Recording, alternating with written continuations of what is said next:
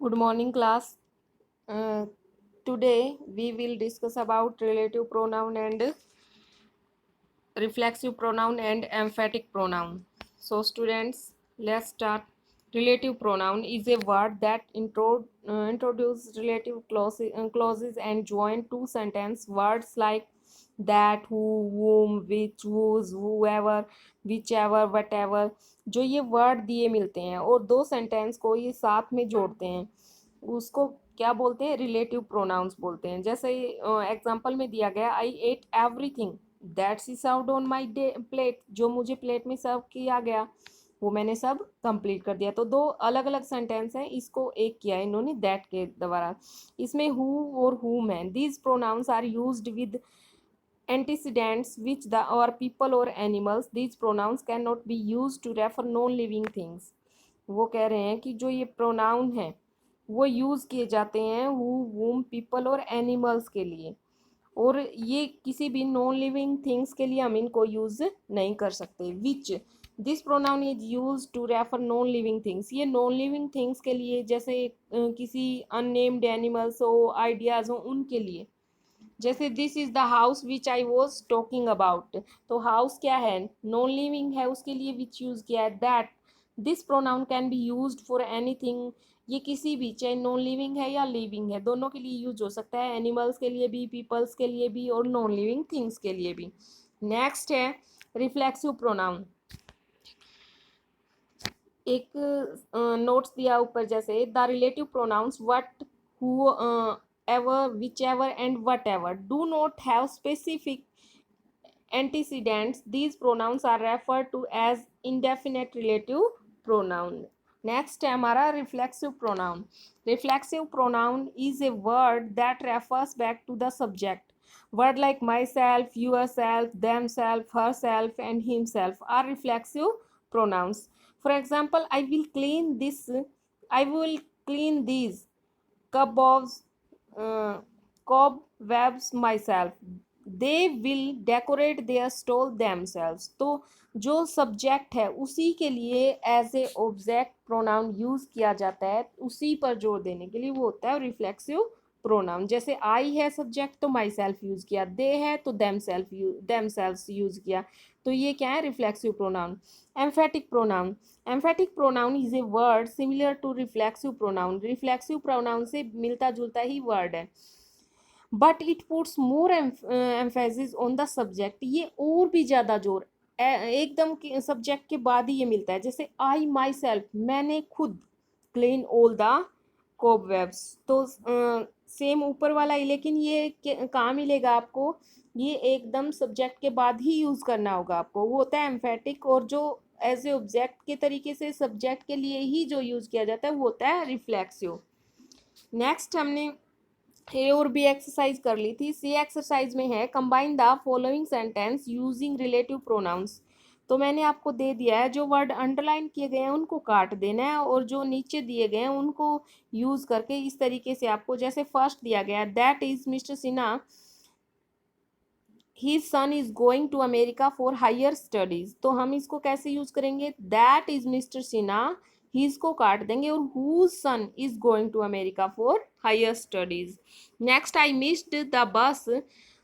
उसके बाद which I travel by every day. तो इट को यहाँ से हटा देंगे। तो इस तरीके से जो अंडरलाइन वर्ड है उसको हटा देंगे, और जो नीचे मैंने राइट करके दिया उसको हम ऐड कर लेंगे इसमें।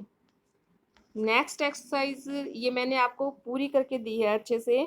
तो जैसे सिक्स्थ है, we lit a fire, the fire cooked our food. We cooked our food on a fire that we lit.